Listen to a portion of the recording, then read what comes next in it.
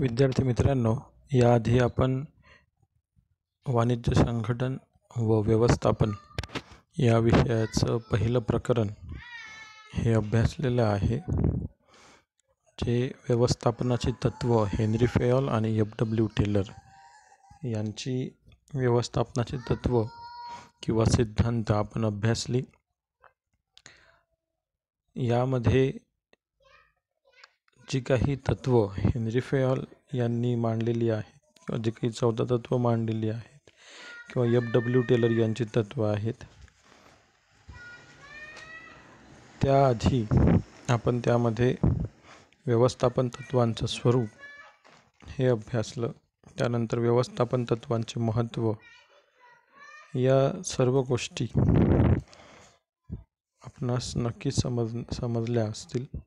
त्यानंतर त्यामध्ये व्यवस्थापनाची तंत्रे जी काही होती, शास्त्रीय व्यवस्थापनाची तंत्रे, जे काही शास्त्रीय व्यवस्थापनाचे सिद्धांत होते किंवा तत्त्व होती, ती अभ्यासण्यासाठी किंवा ती लागू करण्यासाठी व्यवस्थापनाची तंत्रे ही मदत करत असतात. आता यानंतर आपल्याला दुसरं प्रकरण आपण आता सुरू करत आहोत, ते आहे व्यवस्थापनाची कार्ये. इयत्ता 11वीमध्ये आपलं व्यवस्थापनाचं जे काही प्रकरण आहे ते झालेलं आहे आणि त्याच कारणामुळे हे दोघेही प्रकरणं, पहिलं म्हणजे 12वीतलं पहिलं व्यवस्थापनाचे तत्त्वे आणि दुसरं व्यवस्थापनाची कार्ये, हे दोघेही प्रकरण आपणास समजण्यास नक्की सोपे जात असतील. मागच्या वर्षाच्या सिलॅबसपेक्षा यामध्ये बऱ्याच प्रमाणात सिलॅबस किंवा तुमचा अभ्यासक्रम जो आहे या प्रकरणातील सुद्धा हा कमी करण्यात आलेला आहे. तर आपण व्यवस्थापनाची कार्ये म्हणजे नेमकं काय हे आता अभ्यासणार आहोत. मग थोडक्यात प्रस्तावना जर करायची म्हटली तर आपण जे काही पाहिलं की व्यवस्थापन हा शब्द हा फक्त उच्चारण्या एवढा मर्यादित नाही, तर व्यवस्थापन हे एक व्यापक अशी संकल्पना आहे की ज्यामध्ये नियोजन, संघटन, निर्देशन, समन्वय, नियंत्रण हे जे काही घटक आहेत किंवा हे जे काही टप्पे आहेत यांचा समावेश हा होत असतो किंवा या प्रक्रियेतून व्यवस्थापन हे पूर्ण केलं जात असतं. तर व्यवस्थापन ही एक वैश्विक किंवा सार्वत्रिक अशी प्रक्रिया आहे की प्रत्येक ठिकाणी व्यवस्थापन हे केलं जातं. असं कोणतंच क्षेत्र नाही की ज्या ठिकाणी अशी किंवा कोणतीच गोष्ट नाही की ज्या ठिकाणी व्यवस्थापन हे केलं जात नाही. मग जेव्हा व्यवस्थापन केलं जातं किंवा प्रत्येक ठिकाणीच जर व्यवस्थापन केलं जातं तर मग नेमकं काय करावं लागतं, व्यवस्थापन म्हणजे नेमकं काय, आणि ते प्रत्येक गोष्ट जी व्यवस्थापनात समाविष्ट होते ते प्रत्येक कृती किंवा ते प्रत्येक घटक आपल्याला या प्रकरणामध्ये अभ्यासायचा आहे. व्यवस्थापनाची जी काही प्रक्रिया आहे ही व्यवस्थापनाची किंवा व्यवस्थापन हे एक गतिमान अशा प्रकारचं कार्य आहे, एक लवचिक अशा प्रकारचं कार्य आहे, सार्वत्रिक अशा प्रकारचं कार्य आहे आणि एक सतत चालणारी प्रक्रिया आहे की जी जागतिक पातळीवर प्रत्येक ठिकाणी सतत व्यवस्थापन हे चालत असतं. ती एक लवचिक अशा प्रकारचं कार्य आहे की ज्या ठिकाणी आपल्याला गरजेनुसार, परिस्थितीनुसार किंवा त्या संस्थेनुसार, संघटनेनुसार, तिच्या आकारानुसार, प्रकारानुसार त्या व्यवस्थापनामध्ये बदल हे आपल्याला करता येऊ शकतात. आणि ज्या प्रकारे परिस्थिती बदलते किंवा स्पर्धा होत असते किंवा एकंदरीत बाजारपेठेतील परिस्थिती बदलत असते, त्यानुसार याच्यामध्ये आपल्याला बदल हे करता येतात. म्हणून ही एक गतिमान प्रक्रिया आहे की या ठिकाणी सतत बदल हे होत असतात. मग जी काही संघटनेची उद्दिष्ट आहेत, ती संघटनेची उद्दिष्ट सार्थ करण्यासाठीच जे काही काम केलं जातं किंवा जे काही हाती घेतलेल्या कामांनाच व्यवस्थापन असं म्हटलं जातं. आपण मागच्या प्रकरणाच्या आधी मी जी काही प्रस्तावना केली त्यामध्ये मी तुम्हाला हेनरी फेयोल, एफ.डब्ल्यू. टेलर आणि मेरी पार्कर फॉलेट यांच्या व्याख्या तुम्हाला सांगितलेल्या होत्या. मेरी पार्कर फॉलेट यांच्या मतानुसार इतरांकडून काम करून घेण्याची कला म्हणजे व्यवस्थापन होय. मग व्यवस्थापन ज्याला आपण इंग्रजीमध्ये मॅनेजमेंट असं म्हणत असतो. मग मॅनेजमेंट हा शब्द कुठून आला, तर हा लॅटिन भाषेतील मॅनस या शब्दापासून मॅनेज हा शब्द इंग्रजीमध्ये तयार झाला. मग मॅनस म्हणजे नेमकं काय, तर मॅनस म्हणजे हात. मॅनस म्हणजे काय, मॅनस म्हणजे हात. मग मॅनेज म्हणजे काय, तर एखादं काम करणं किंवा एखादं काम हाताळणं. मग जेव्हा आपण एखादं काम करत असतो तर ते काम योग्य पद्धतीतून किंवा योग्य रचनेतून करत असतो आणि तीच रचना किंवा ती पद्धत म्हणजेच व्यवस्थापन होय. मग हे व्यवस्थापन किंवा ती पद्धत म्हणजे नेमकी काय किंवा ती रचना काय असते, तर ती आपल्याला या ठिकाणी अभ्यासायची आहे.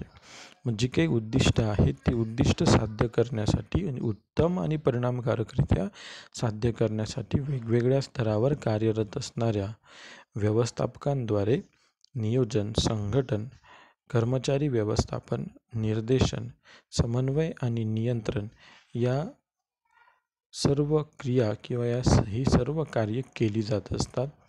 या कार्यांना व्यवस्थापनाची कार्य असं म्हणतात आणि या कार्यांच्या मदतीनेच ही कार्ये संघटनात्मक उद्दिष्ट साध्य करण्यासाठी मदत करत असतात. मग हे टप्पे आपल्याला लक्षात ठेवायचे आहेत, कारण ही सर्वच घटक किंवा सर्वच टप्पे अत्यंत महत्त्वाचे आहेत की ज्यांच्या मदतीने आपण व्यवस्थापन हे करू शकतो. व्यवस्थापनाची सुरुवात हे नेहमी नियोजनाने होते, तर शेवट हा नेहमी नियंत्रणाने होत असतो.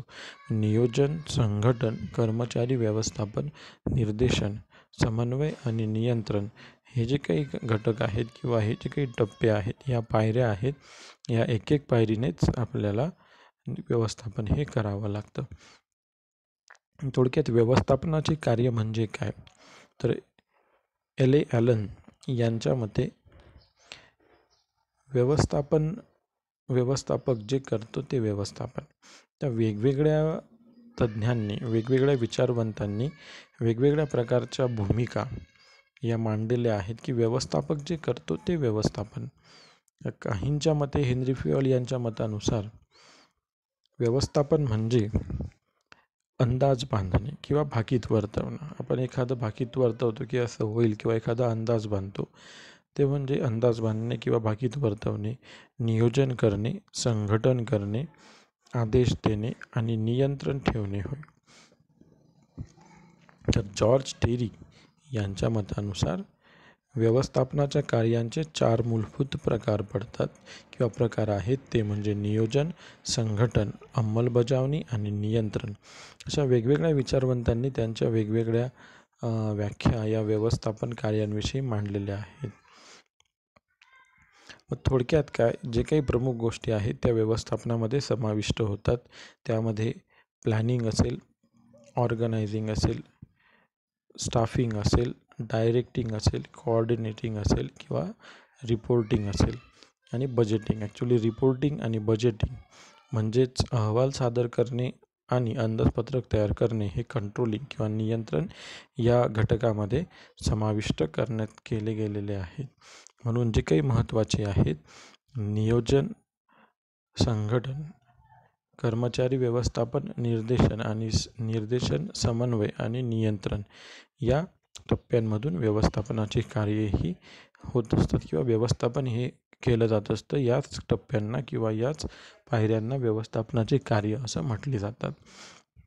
मग ही जी काही प्रत्येक कार्य आहेत हे आपण त्यामध्ये नियोजन जे असेल की ही सुरुवातीची प्रक्रिया किंवा सुरुवातीचं कार्य.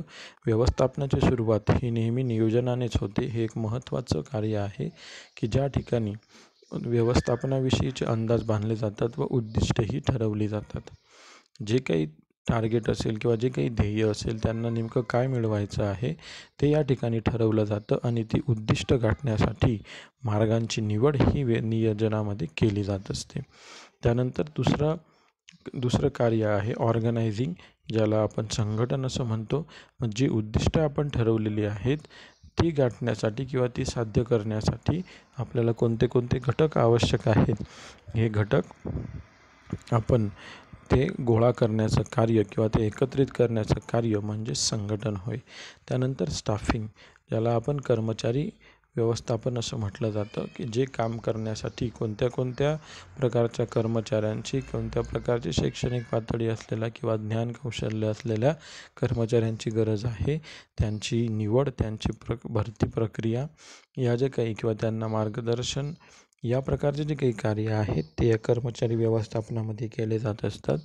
त्यानंतर निर्देशन किंवा डायरेक्टिंग ज्याला म्हटलं जातं, की त्या कर्मचाऱ्यांना वेळोवेळी ध्येयांच्या किंवा उद्दिष्टांच्या दिशेने जाण्यासाठी त्यांना निर्देशन करणं किंवा त्यांना मार्ग दाखवणं.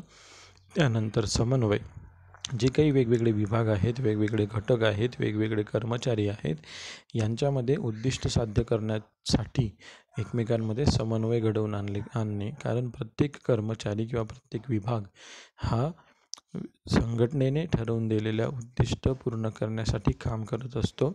म्हणून त्यांच्यामध्ये वाद नसावा, त्यांच्यामध्ये समन्वय हा असला पाहिजे किंवा ते एकाच उद्दिष्टासाठी काम करत असले पाहिजे.